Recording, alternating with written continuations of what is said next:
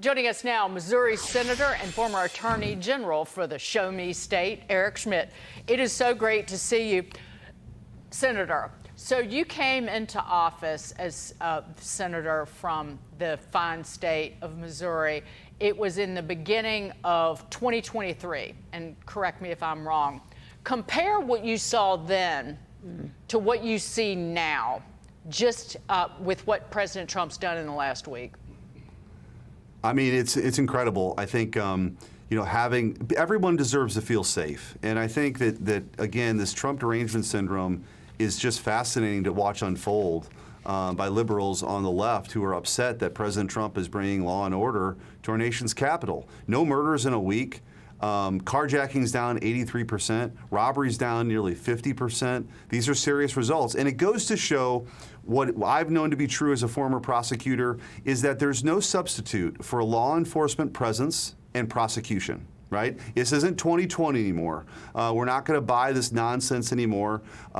We need law and order. And when people visit Washington, but more importantly for the people who live there every single day in predominantly black neighborhoods, they deserve to feel safe. They're tired of cleaning up the broken glass, and they're tired of loved ones being assaulted and murdered. So I think this is a great development, and the results speak for themselves. Yeah, and President Trump understands visuals as well. So seeing him in Washington, D.C., seeing him patrol with the military, what kind of message do you think this sends Americans? That people care about what happens in our nation's capital and the people who've been affected. Individuals shouldn't be terrorized in their communities by criminals.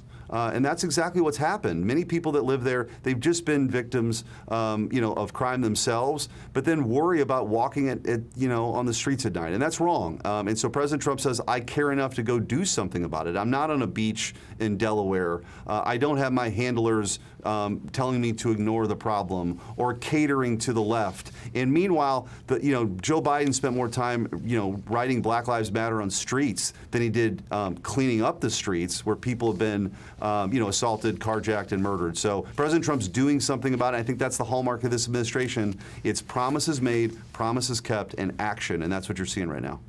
And in the media, the liberal media, the regime media, whatever you would like to call them, and then for the Democrats, in every way, they're trying to find fault with what President Trump is doing and find cracks in it, even looking at the number of reservations in Washington, D.C. restaurants.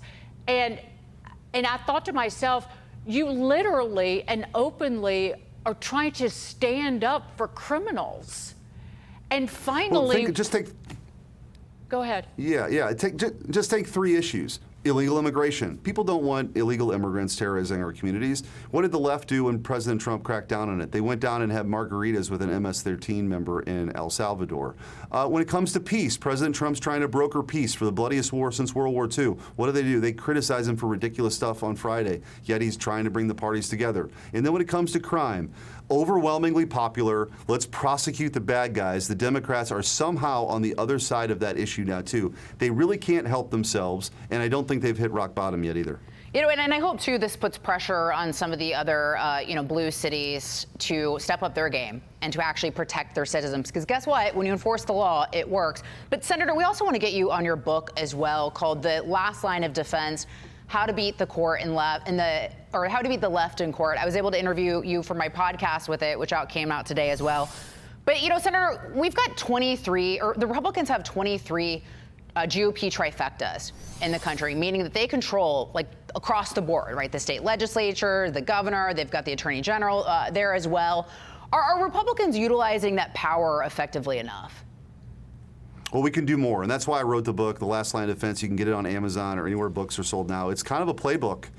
When I was Attorney General, we saw the onslaught from the left when President Trump was out of power, so we sued on the vaccine mandate. We took it to the Supreme Court. We won. We sued on the student loan debt forgiveness scam. We took that to the Supreme Court, and we won. We filed the censorship case, Missouri versus Biden, and exposed this vast censorship enterprise. We took on ESG and got some of the biggest banks in the country to back away from it. We took on masks in local schools where 5-year-olds were being forced to wear masks all day long when they they were more likely to die of a dog attack than COVID-19. But it takes courage, willingness to stand up and fight. That's what we did in court. It's a playbook for the future and winning the future. And I think it's not just a history. It's, like I said, it's an actual concrete plan, not just for attorneys general, but I think your audience will enjoy it too, because they saw this happening. How did this fit into a broader landscape to beat the left?